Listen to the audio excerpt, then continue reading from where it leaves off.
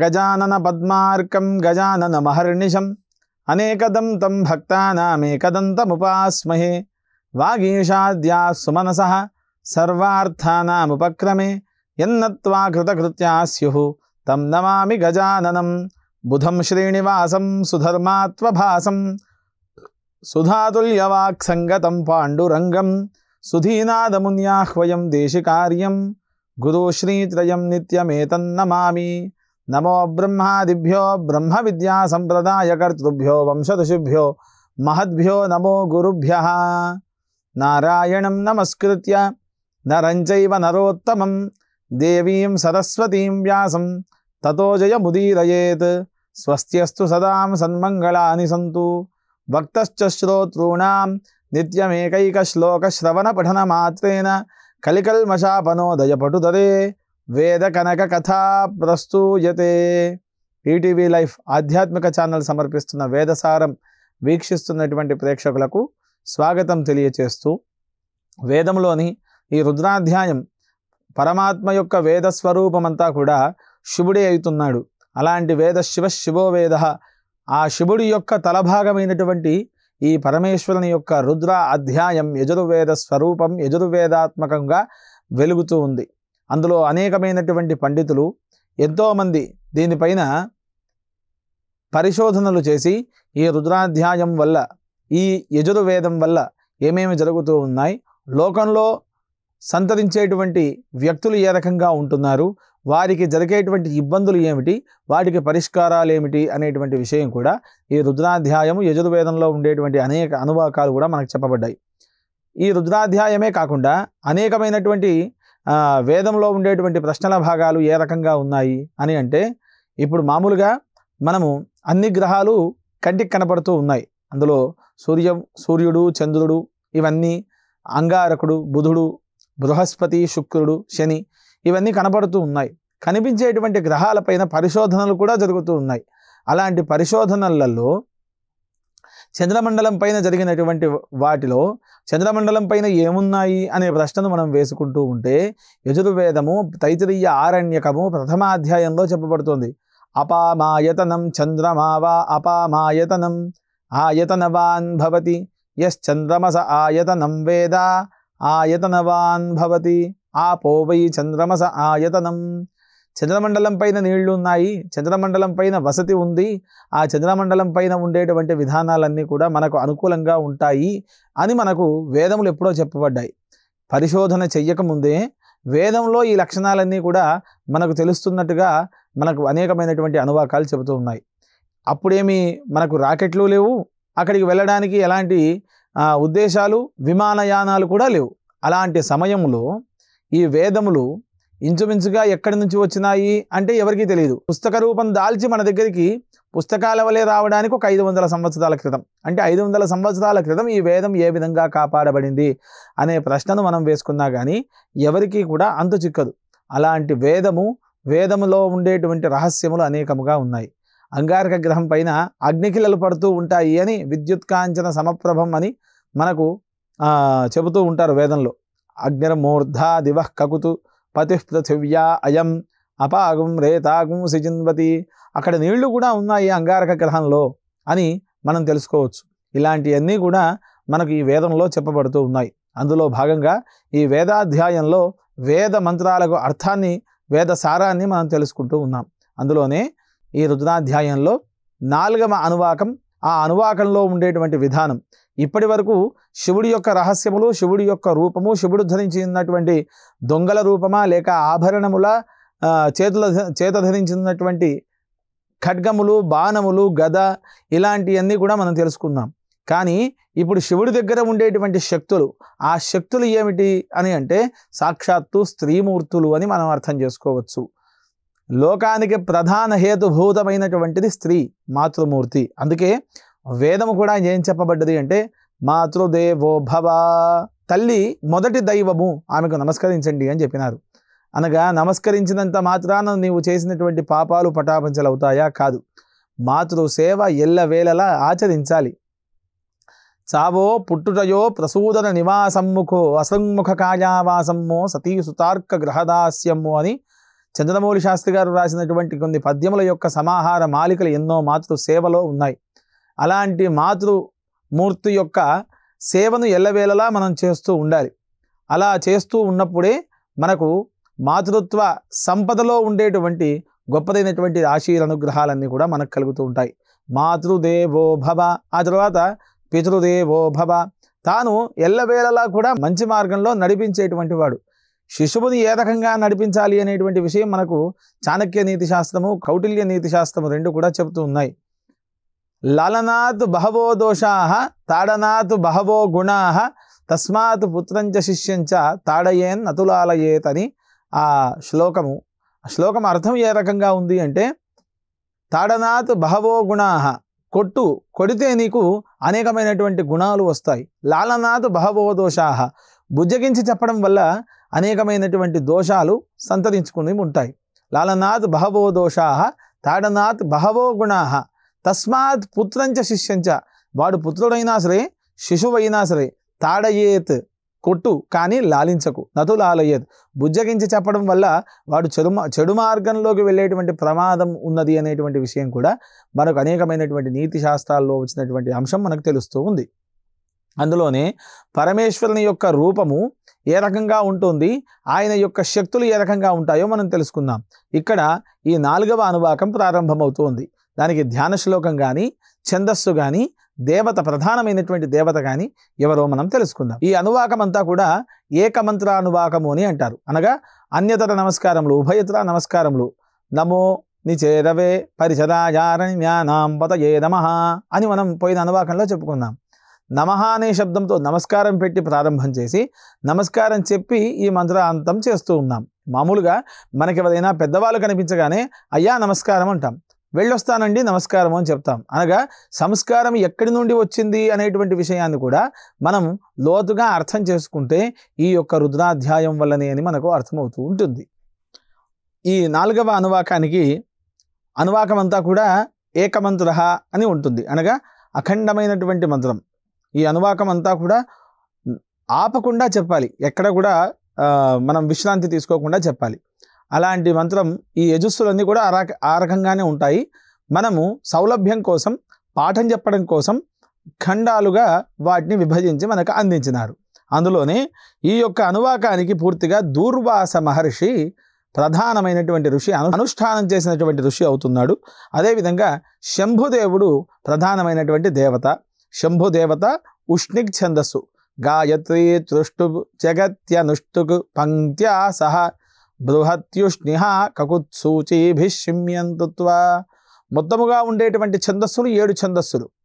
ఆ 7 ఛందస్సులకు పేర్లు ఇవి: గాయత్రి, త్రిష్టుపు, జగతి, అనుష్టుపు, పంక్తి, బృహతి, ఉష్ణిక్ అని ఈ 7 ఛందస్సులు పూర్తిగా కూడా వేదాన్ని తమ యొక్క సరళమైనటువంటి మార్గము ద్వారా ఏ రకమైనటువంటి ఇబ్బందులు లేకుండా వేదమంత్రోచ్చారణ చేయడం వల్ల వచ్చేటువంటి ప్రభావాన్ని మనకు చెబుతూ ఉన్నాయి. ఈ విధముగా ఛందస్సు లేకుండా, స్వరము లేకుండా వేదాధ్యాయ ప్రారంభం కానీ వేదమంత్ర పఠనం కానీ పనికిరాదు. అది ఏ రకంగా ఉంటుంది అంటే ఇంద్రశత్రువును వర్ధయస్వ, ఇంద్రశత్రువును వర్ధయస్వ అని 2 అర్థాలు. ఇక్కడ ఇంద్రుడి యొక్క శత్రువులందరూ కూడా చనిపోవుగాక, ఇంద్రుడు శత్రువుల చేత చంపబడుగాక. అందుకని వేదమంత్రంలో వచ్చేటువంటి ప్రతి అక్షరాలన్నీ కూడా ఆయుధాలతో సమానమైనటువంటివి. అవాక్షరం అనాయుష్యం. అక్షరములన్నీ కూడా మనం ఎక్కడైతే అక్షరదోషం చేస్తున్నామో అక్కడ ఒక్కొక్క కాలం, ఒక్కొక్క గడియ పాటు మనము ఆయుష్ని కోల్పోతూ ఉన్నాం. అవన్నీ కూడా ఆయుధముల వలె కుచ్చుకొని పోతూ ఉంటాయి. అనగా ఎక్కడ కూడా అక్షర దోషం లేకుండా మాట్లాడకూడదు, స్వరదోషం లేకుండా మనం వేద అధ్యయన ప్రారంభము, పాఠ పారాయణము ఇవన్నీ కూడా చేస్తూ ఉండాలి. ఇవన్నీ బాణముల వలె కుచ్చుకొని పోతూ ఉంటాయి. ఈ స్వరములు వేదానికి పట్టుకొమ్ములు. వేదం పూర్తిగా కూడా అక్షర సమూహాలు, అక్షరముల యొక్క సమూహాలు ఏవైతే ఉన్నాయో ఇవన్నీ స్వరములపైనే ఆధారపడి ఉన్నాయి. ఆ స్వరము చేతనే మనం వేద పారాయణ కానీ, వేద పాఠము కానీ, వేద శ్రవణము కానీ శృతి ఆనందభరితముగా ఉంటుంది. ఎక్కడైతే మనకు స్వరము లేకుండా చెబుతూ ఉంటారో అదంతా కూడా మనము చేసేటువంటి ప్రతి కార్యాన్ని వృధా చేస్తూ ఉంటాయి. అనుకుంటాం మనం ఈ రకంగా మనం చేసినట్టయితే సుఖాలు అనుభవిస్తాము, ఈ మంత్రములను అమ్ముకోవడం వల్ల సుఖశాంతులను పొందుతాము అని మనం అనుకోవచ్చు. కాదు, మనము సంపాదించే సంపాదన అంతా కూడా అన్యాయార్జితం విత్తం దశవర్షే వినశ్యతి అథవా 12 వర్షాణి సమూలంచ వినశ్యతి. 10 సంవత్సరాలు మాత్రమే నీవు చేసినటువంటి పాపపు కర్మ ద్వారా సంపాదించిన సంపాదన అనుభవించగలుగుతావు, లేక అంతకు పైన నువ్వు 12వ సంవత్సరంలో మొత్తము నష్టపోతావు. అయినా నీవు బతుకుతున్నావు, చక్కగా ఉన్నావు అంటే దానికి అర్థం ఏమిటి అంటే నువ్వు చేసినటువంటి దొంగ పనిలోనైనా ఏమాత్రమైనా కొంత మంచి పని చేసి ఉంటావేమో, అందుకని కొంతకాలం నీవు చక్కగా బతుకుదువుగాక అని మనకు మహాభారత వాక్యాలన్నీ కూడా ఉన్నాయి. అందుకని మనము చేసేటువంటి ప్రతి కార్యములోనూ మంచితనంగానే చెయ్యాలి. అక్షరాలను మింగివేస్తూ మనం ఏ జపము చేయకూడదు. కేవలం నామస్మరణ చాలు, వేదమంత్ర పఠనమే చెయ్యాలి అనేటువంటిది లేదు. కానీ చక్కనైనటువంటి ఆనందభరితమైనటువంటి జీవితాలను మనం అనుభవించాలి. దానికి భగవన్నామమే ముక్తిప్రదము అని అనేకమైనటువంటి గ్రంథాలు కూడా మనకు తెలిపినాయి. అందులో భాగంగా ఈ ఉష్ణిక్ ఛందస్సుతో ఉండేటువంటి ఈ 4వ అనువాకం ఏ రకంగా ఉందో మనం చూద్దాం. దానికి ధ్యాన శ్లోకం ఇది. భస్మోద్భాసిత సర్వాంగం జటామండలమండితం ధ్యాయేత్ యక్షం వృషారూఢం గణేశ్వరయుతం హరం భస్మోద్దూలిత విగ్రహాయ నమః అని అంటాం. పూర్తిగా భస్మాన్ని అలంకరణ చేసుకున్నటువంటి వాడు. మరి భస్మమే ఎందుకు అలంకారం చేసుకోవాలి అనే ప్రశ్న కూడా మనం వేసుకోవచ్చు. భస్మము మనము శరీరానికి రాసుకున్నప్పుడు ఉష్ణము నుండి శీతలము నుండి రక్షణ కవచముగా భస్మం ఉంటుంది. ఆ భస్మాన్ని ఎక్కువగా అఘోరలు శరీరమంతా రాసుకుంటూ ఉంటారు, నాగా సాధువులు, భైరవులు, వీళ్ళంతా. ఆ భస్మము రాసుకున్నంత మాత్రాన భస్మం అనేటువంటిది ఉష్ణాన్ని ఇస్తుంది, అదే విధముగా శీతలాన్ని కూడా ఇస్తుంది. ఎండాకాలము చల్లదనం చేస్తుంది, చలికాలం వెచ్చదనాన్ని కూడా మనకు శరీరానికి ఇస్తుంది. అలాంటి భస్మాన్ని పూర్తిగా శరీరమునందు ధరించినటువంటి వాడు. భస్మోద్భాసిత సర్వాంగం, ప్రతి అవయవము అంగాంగము పూర్తిగా భస్మాన్ని ధరించి ఉన్నటువంటి వాడు. జటామండల మండితం, జటాజూటాన్ని ధరించి ఉన్నటువంటి వాడు. ధ్యాయేత్ యక్షం వృషారూఢం, వృషపతి అనగా ఎద్దు పైన నందివాహనము పైన ఉన్నటువంటి వాడు. త్రయక్షం 3 కన్నులు కలిగినటువంటి వాడు, ముక్కంటి వాడు అని అంటాం. అలా 3 కన్నులు కలిగినటువంటి వాడు. గణేశ్వర యుతంహరం, గణపతి అనగా సకల దేవతా గణాలకు అధినాయకుడైనటువంటి వాడు. ఆ హరుడికి నేను నమస్కరిస్తున్నాను అని ఈ ధ్యాన శ్లోక అర్థం. నమ ఆవ్యాధినీభ్యో వివిధ్యంతిభ్యశ్చ వో నమః. ఆవ్యాధినులు, వివ్యాధినులు అని 2 రకాలు. ఆవ్యాధినీభ్యః వివిధ్యంతిభ్యశ్చ వో నమః. ఇక్కడ స్త్రీమూర్తులతో ప్రారంభం చేయబడ్డది. అలాంటి స్త్రీమూర్తులు ఎవరైతే తప్పు చేసి ఉన్నారో వారిని సంహరించడానికి వచ్చినటువంటి వాళ్ళు అని అర్థం. ఇక్కడ లలితా సహస్రనామాల్లో కూడా లలితా సహస్రనామాలు పూర్తిగా దేనికోసమై ఆరంభించబడి అది పూర్తిగా మనకు అందించబడ్డది అనేటువంటి విషయం మనం తెలుసుకుంటే, అది బ్రహ్మాండ పురాణంలో లలితోపాఖ్యానం అనేటువంటి అద్భుతమైనటువంటి సుందరమైనటువంటి పుస్తకంలో పేర్కొనబడ్డది. భండు అనేటువంటి రాక్షస సంహారం కోసం అమ్మవారు ఉద్భవించింది. అలాంటి అమ్మవారు స్త్రీశక్తి అయి ఆ భండాసుర వధోద్యుక్త శక్తిసేన సమన్విత, శక్తి సేనతో వస్తూ ఉంది. 3 రథాలు ఉన్నాయి. ఆ 3 రథాలు ఏమిటి అంటే కిరిచక్రము, గేయచక్రము, రథారూఢం. కిరిచక్ర రథారూఢ దండనాథ పురస్కృత అని ఈ రకమైనటువంటి వాక్యాలు మనం లలితా సహస్రనామాల్లో చూడవచ్చు.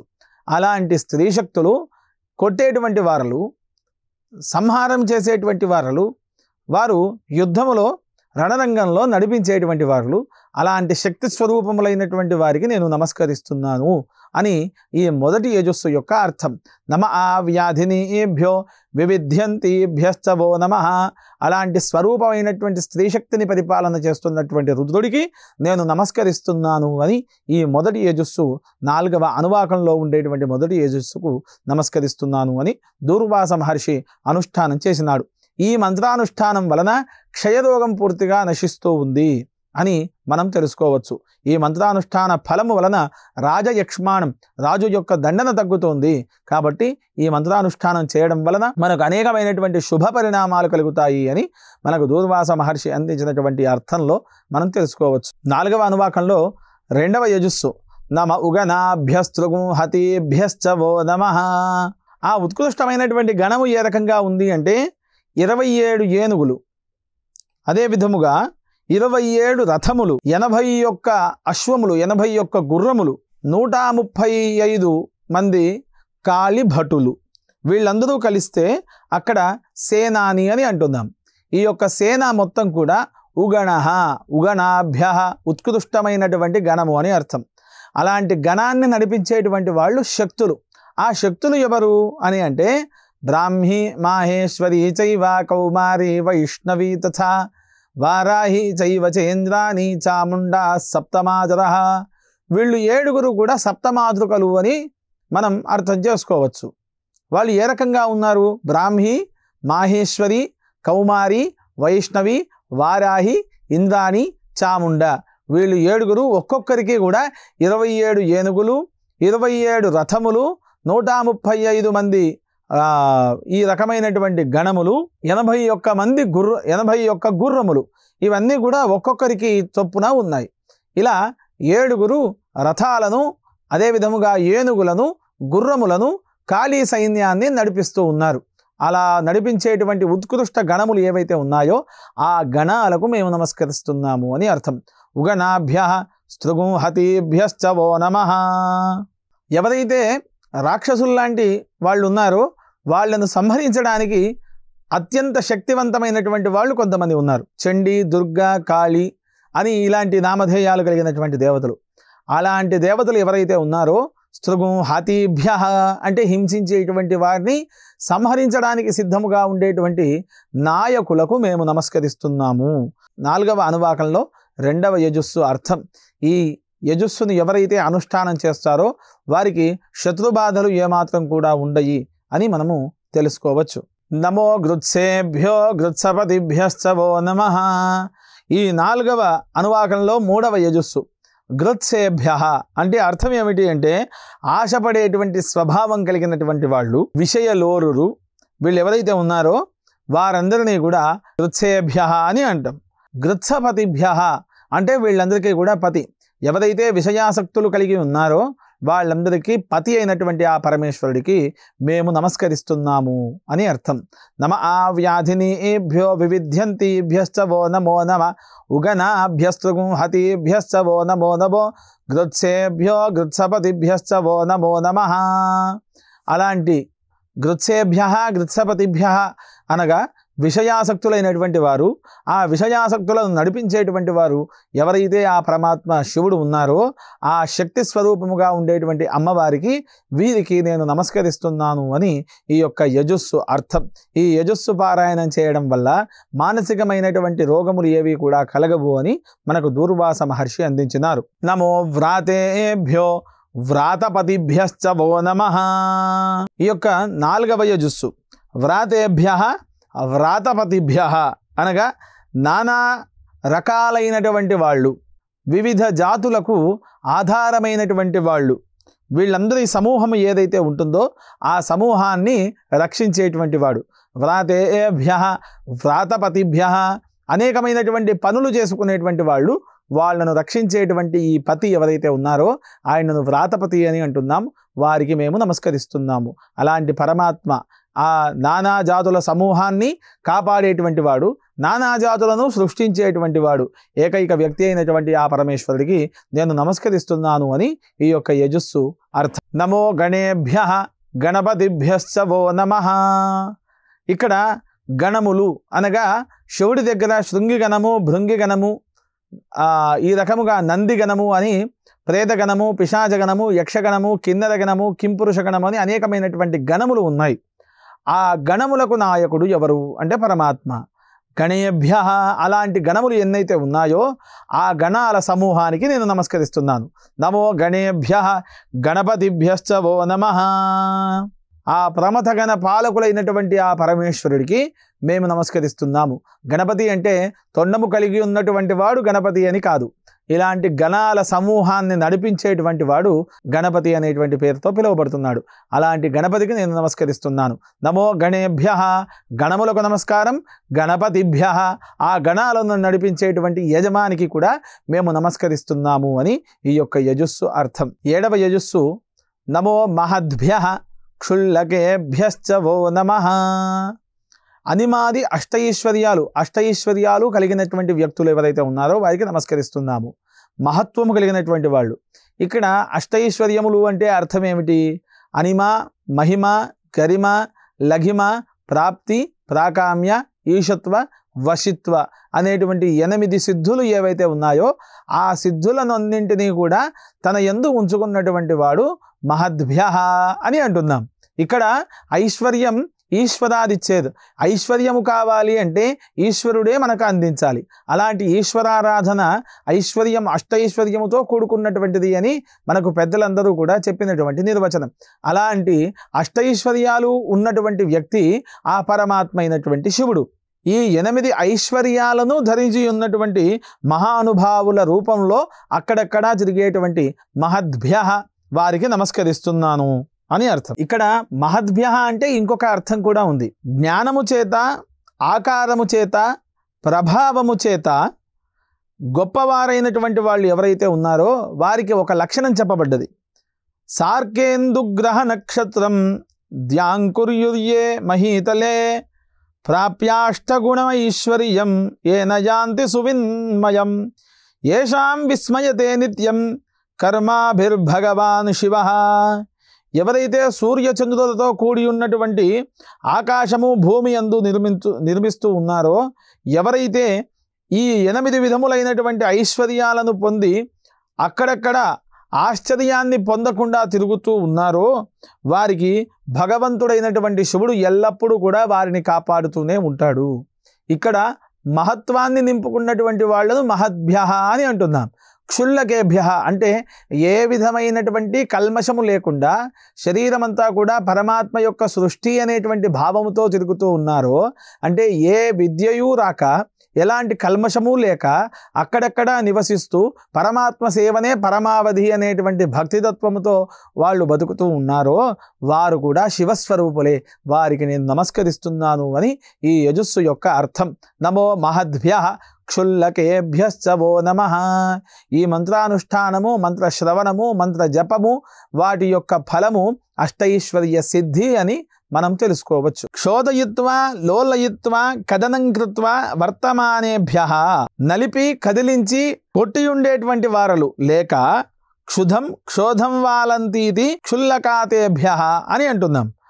ఆకలిని నలుపుట కానీ ఆకలిని గ్రహించకుండా ఆ యొక్క జఠరాన్ని బాధించేటువంటి వాళ్ళు, ఆకలితో అలమటించేటువంటి వాళ్ళు, వీళ్ళందరూ కూడా క్షుధార్తులు. అలాంటి వారు ఎప్పుడూ కూడా దోషం చేసినటువంటి వారు. ఆకలిని ఎప్పుడూ కూడా చంపకూడదు. ఆకలి అయినప్పుడు పరమాత్మ ఇచ్చినటువంటి పదార్థాన్ని స్వీకరించి శక్తికి మించినటువంటి పని చేయాలి, కానీ ఆకలితో జఠరాన్ని క్షుద్బాధ పెట్టరాదు. అలాంటి వారికి నేను నమస్కరిస్తున్నాను అనగా క్షుద్బాధ పెట్టినటువంటి వారికి ఏదైతే మనకు ఈ జఠర భాగం ఉందో దానికి సంబంధించినటువంటి హవిరి యజ్ఞములు ఆస్వాదించినటువంటి వారికి నేను నమస్కరిస్తున్నాను అని ఈ యొక్క యజుస్సు అర్థం. ఇవన్నీ కూడా ఈ రుద్రాధ్యాయంలో ఉండడం, ఆ రుద్రాధ్యాయ శ్రవణ ఫలము చేత మనకు అనేకమైనటువంటి అష్టైశ్వర్యములు కలగడం కూడా సర్వసాధారణమైనటువంటి విషయం అయితే కాదు. పరమాత్మ యొక్క సృష్టిలో అనేకమైనటువంటి వేదమంత్రములు, వేదమంత్రార్థములు కూడా మనకి ఇవ్వబడ్డాయి. వీటన్నింటినీ కూడా మనం ఈ వేదసారము ద్వారా తెలుసుకుంటూ ఉన్నాం. మరి ఒక ధారావాహికలో ఈ వేదార్థములో అనేకమైనటువంటి యజుస్సులు, ఈ రుద్రాధ్యాయము యొక్క అర్థములన్నీ కూడా మనం గ్రహిద్దామంటూ తెలియచేస్తూ స్వస్తి ప్రజాభ్య పరిపాలయంతాం న్యాయేన మార్గేణ మహిషాః గోబ్రాహ్మణేభ్యః శుభమస్తు నిత్యం లోకాః సమస్తాః సుఖినో భవంతు. స్వస్తి.